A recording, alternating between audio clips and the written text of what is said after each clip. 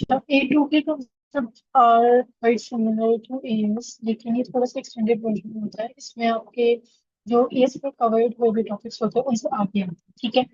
उसके आगे आपने हर सेक्शन में पढ़ना होता है। बोल यू गाइस बिफोर कि बिजनेस बिजनेस हमारे पास आ जाता है, एचआर आ जाता है, मार्केटिंग, फाइनेंस, ऑपरेशन आ जाता है। आपने हर सेक्शन में आगे एक्सटेंडेड चैप्टर्स कवर करने होते हैं। And then at the end of every chapter you will be having a strategy वाला क्वेश्चन जो आपके P4 का पूरा लेआउट बनाते हैं, ठीक है। एस में सॉरी A2 में आपकी एस की भी नॉलेज यूज होती है, ठीक है। There would be a lot of concepts to be repeated, so if you are showing up for A2 paper make sure that you have revised as thoroughly. ना करो बेशक, लेकिन किसी के नोट्स पढ़ लो, रिवीजन नोट्स पढ़ लो। Don't go into the depths obviously, लेकिन कंसेप्ट्स को जरा रीइंफोर्स कर लो, ठीक है। P4 और P3 होते हैं आपके, ठीक है। P3 is again case study paper. अब आपके दोनों पेपर केस स्टडी के हैं by the way. This in P3 would be having one case study, ठीक है।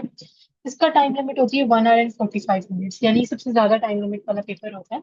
इसमें आपकी एक केस स्टडी आती है, बस इसकी केस स्टडी ना P2 से बहुत लंबी होती है, it's a lengthy case study, इस वजह से इसमें टाइम लिमिट ज्यादा आती है। इसमें अब A2 में जाके आपकी डेफिनेशंस बिच हो जाती हैं, ठीक है। आपकी डेफिनेशंस नहीं आती and you would be having 2 8 markers in the start, ठीक है। आपके पास 2 8 मार्कर्स आएंगे शुरू में। देन आपके पास कैलकुलेशन के 2 क्वेश्चंस आएंगे, ठीक है, यानी 2 पार्ट्स आएंगे। और उन कैलकुलेशन से लिंक होके आपके पास कोई से 2 12 मार्कर आएंगे, ठीक है। और फिर एक आपके पास इंडिविजुअल 12 मार्कर आएगा, सही है। एक आपके पास इंडिविजुअल 12 मार्कर आएगा at the end, and then in the middle you will be having 2 12 markers basing on those calculations, ठीक है। In total, you will be having 3 12 markers, 2 8 markers, and a few calculation questions. They can be 3 to 4. Yeah. अब होता ये है कि student resist because उनको लगता है कि अगर उनकी कैलकुलेशन गलत हो गई तो there 12 markers will be getting affected as well, लेकिन this is not the case. अगर आपकी कैलकुलेशन आपने सही फॉर्मूला लगाया है but you have messed up in the values and stuff and you have put in that value अपने 12 marker में, उसको यूज कर लिया है, तो आपका आंसर सही करेक्ट होगा। क्यों? क्योंकि आपने फॉर्मूला तो सही लगाया है and you have put in the right analysis. आपको पता है कि वो कैलकुलेशन आपकी किस एस्पेक्ट में काम करती है, तो basically you will getting like 11 out of 12 अगर आपने सही चीजें सब कुछ यूज की। So there is no need in reading that. Other than that paper में रीडिंग स्टफ बहुत ज्यादा आता है एंड इट्स एडवाइज के हमेशा केस स्टडी वाले पेपर में आप लोग केस स्टडी को 5 to 10 5 थोड़े एक्चुअली गिव लाइक 10 minutes, ताकि आप उसको थोड़ली गो थ्रू कर लो and you know what is going on with the business and stuff. And या यूजुअली इसमें 60 मार्क्स होते हैं एंड थ्रेशोल्ड आपका 40 45 पे बनता है considering the difficulty of the paper. Getting 50 marks is really easy if you know the right concept. अगर आप कैलकुलेशन सही करके आते हो, आप सब कुछ सही करके आते हो, 50+ मार्क्स लेना is very easy, trust me. आपको बस कंटेंट आना चाहिए, आपको प्रैक्टिस आनी चाहिए and if you have given as beforehand तो it's really easy for you, क्योंकि आपका कंटेंट थोड़ा हो जाता है। That's it. P4. Now, P4 is the most dreading paper for the business. बाकी 3 papers are really easy as compared to the P4 because P4 में आपकी literally AS A2 सारी नॉलेज यूज हो रही होती है। इसमें आपके पास एक केस स्टडी आती है, यूजुअली उसमें बिजनेस का कुछ बचा हुआ नहीं होता। बिजनेस हर तरह से बर्बाद हुआ हुआ होता है इन मोस्ट केस सिनेरियोज, ठीक है। या तो वो बहुत अच्छा चल रहा होता है या वो बहुत ही उड़ा हुआ चल रहा होता है, उसकी फैक्ट्रीज में आग लग गई होती है, उसकी इन्वेंटरी खराब हो गई होती है, कंपटीशन बहुत होता है, स्टफ स्टफ ना।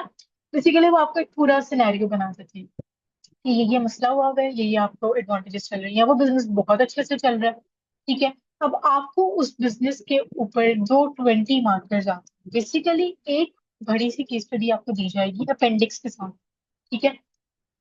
और आपके पास होंगे 2 20 मार्क्स, सिर्फ 2 क्वेश्चन होते हैं। The time limit is 1 hour and 15 minutes। The time limit is very less for the paper by the way, क्योंकि इसकी केस स्टडी आपको बहुत थॉरली पढ़नी पड़ती है। इसमें I usually advice you go for reading the case study for like 15 minutes, क्योंकि आपको केस स्टडी को डिकोड करना पड़ता है, लिटरली डिकोड करना पड़ता है, छोटे छोटे पॉइंट्स को पिक आउट करना पड़ता है। तो time management in this paper tends to be a bit of an issue. Other than that अगर आप इसको प्रैक्टिस करोगे तो you can get a hold on it इंशाल्लाह। अच्छा, केस स्टडी का सीन ऐसे होता है कि you will be having one case study and आपके पास दो 20 मार्कर्स आते हैं। 20 markers are a bit grateful, क्यों? क्योंकि मार्क्स नहीं होते ऑब्वियसली, लेकिन हमने डरना नहीं, क्यों? क्योंकि बाकी पेपर्स हमें सपोर्ट करते हैं बेसिकली, और इसका थ्रेशोल्ड भी काफी लो होता है, अगेन क्योंकि स्टूडेंट्स के मार्क्स नहीं आ रहे होते। लेकिन अगर आप इसकी राइट तरीके से प्रैक्टिस करोगे, अपने केस स्टडी को अच्छे से डिकोड करोगे, इंफॉर्मेशन को पुट इन करोगे, then you can literally get 20 out of 20, because there are some scripts out there जिसमें स्टूडेंट्स को 20 आउट ऑफ 20 दिए गए हैं सीआईज में। तो कंसिडरिंग कि वो ले सकते हैं, तो सब दे सकते हैं। 20 मार्कर्स होते हैं, आपके पास एक एडवाइस वाला स्ट्रैटेजी, एक एडवाइस वाला क्वेश्चन आ जाता है, और आपके पास एक इवैल्यूएट करने के लिए क्वेश्चन आता है। ठीक है।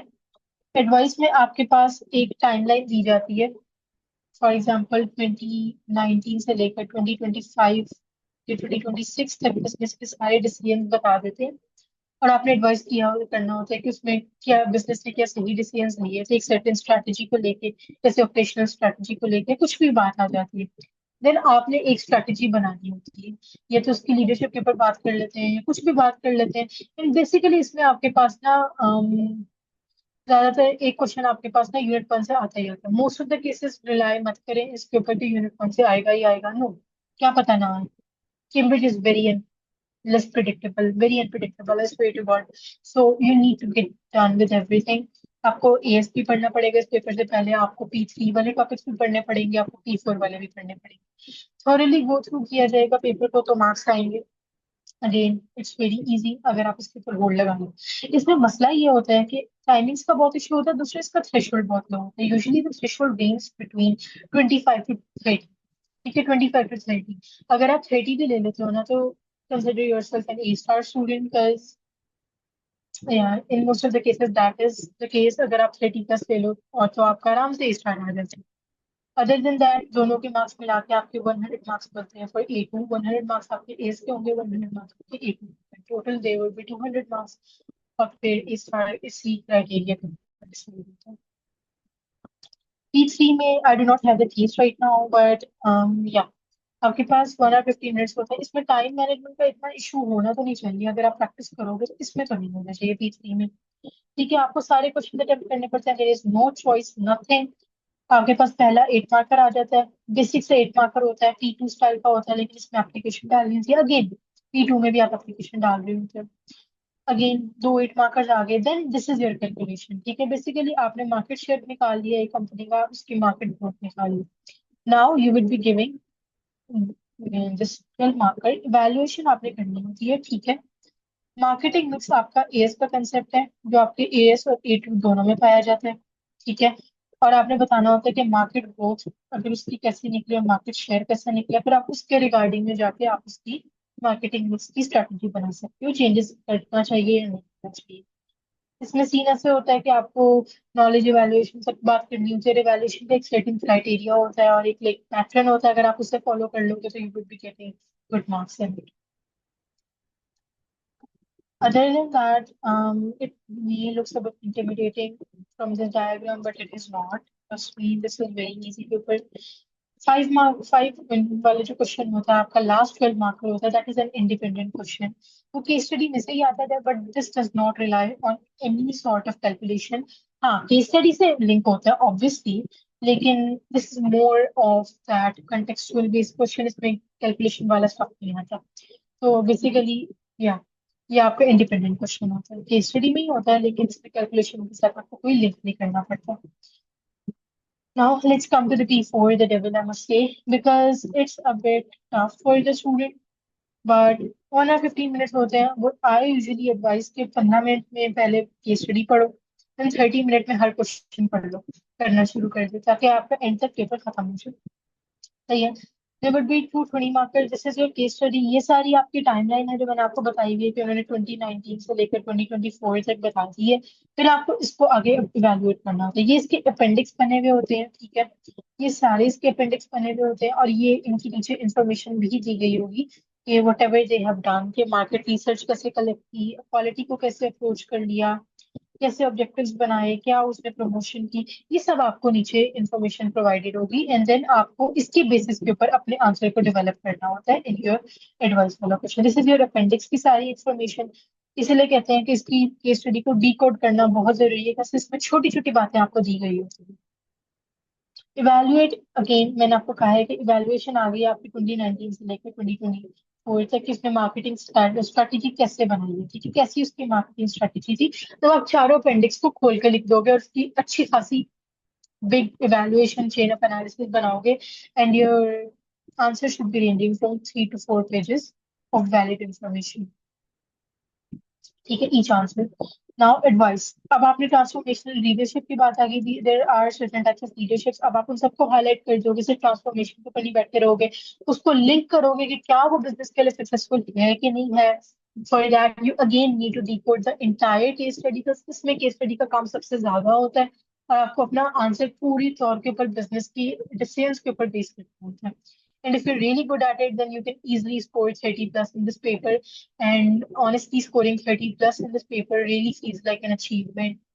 And if you do enough practice, get the right teacher on your hand, right content, right guidance, then you can easily score 30 plus in this paper.